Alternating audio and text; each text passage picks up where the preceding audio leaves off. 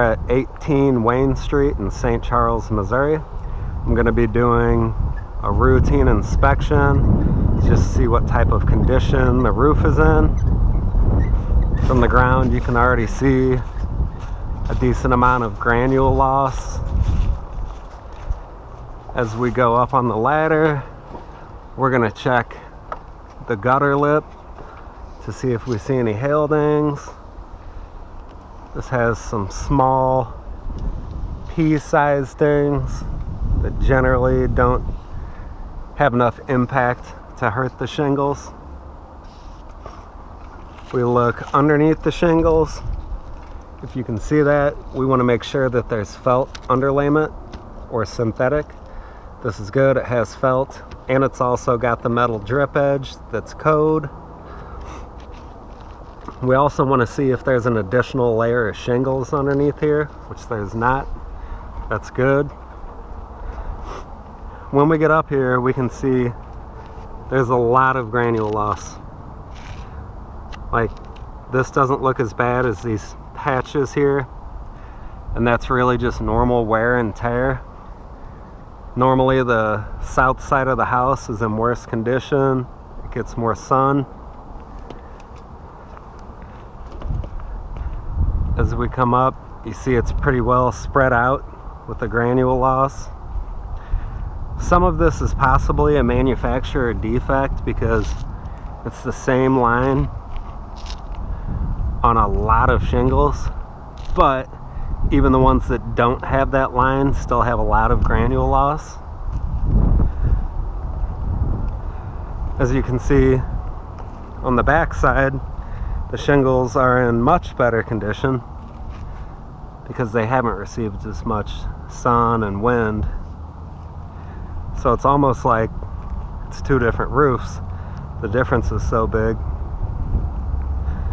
So I don't see any lifted shingles yet that look like they're unsealed. These are all stuck down pretty good. You always want to check the ridge cap. A lot of companies will use old 3-tab shingles, cut them into 3s, bend them over. That's how they make the ridge cap. That's not how it's supposed to be done. These are actually hip and ridge shingles. You can tell they've got the corners 45'd off. They have the detail line or the accent line, and that's why these don't appear to have any cracks going across them like we see all the time. There are some exposed nails here. I'll go ahead and dab some silicone on those before we leave. A lot of companies just stick the nails in and they're done. Once these start rusting, the diameter of the shaft starts getting smaller, which will let water in that little hole. It seems like that wouldn't be enough to cause damage, but it definitely does. It's a lot of the leak calls we get are directly from that. Here's a nail they just misplaced. Should have been over farther. Silicone that. So you want to look at fireplaces and flues. Make sure the caulking's in good shape. This looks like it's been done 3 or 4 times, which is proper maintenance. There's a lot of tar buildup under here.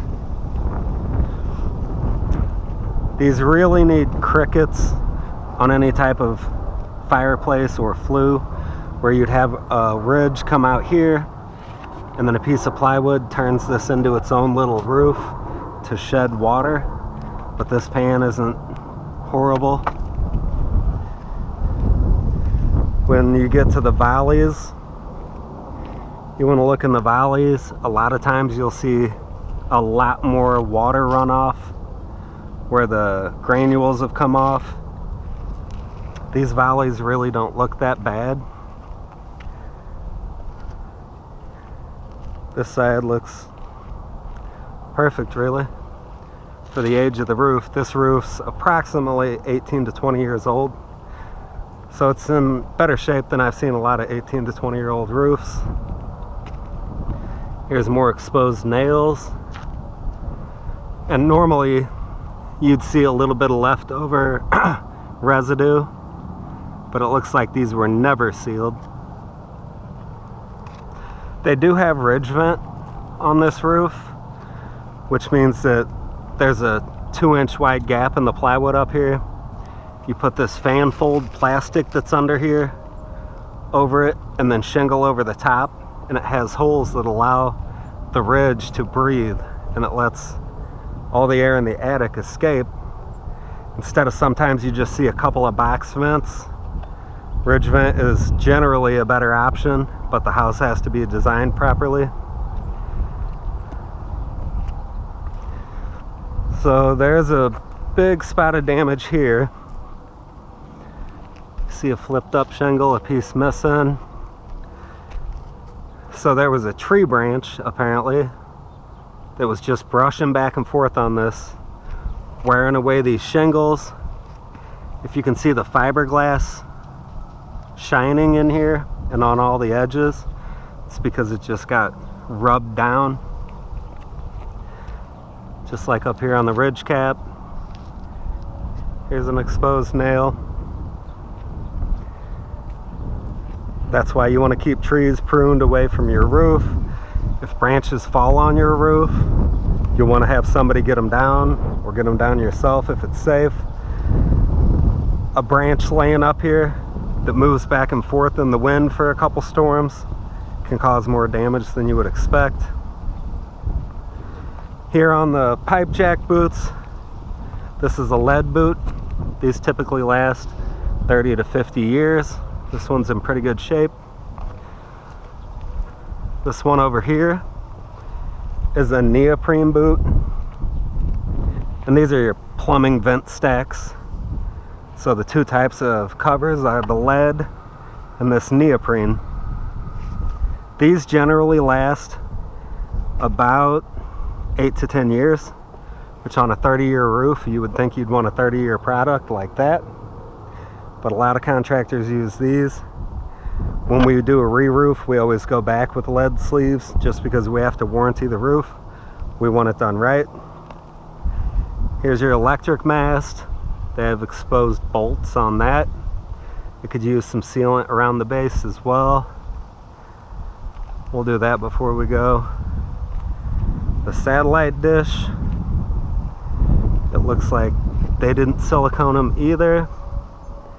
Normally they would put a couple big gobs of silicone on the bolts. These guys didn't do that. So, this chimney doesn't even have the proper step flashing. So everything builds up here, and then when it rains, it's going to hold water, making it more susceptible to leaks. So my recommendation is going to be that they will need a roof in the next couple of years, whether it's us or somebody else. They need a couple of repairs immediately, and to put a cricket on both chimneys. This one's borderline. I might give them an estimate to replace the whole roof, as well as do the minor repairs if they choose to go that route. But either way, they're going to be looking at a new roof in the next couple of years.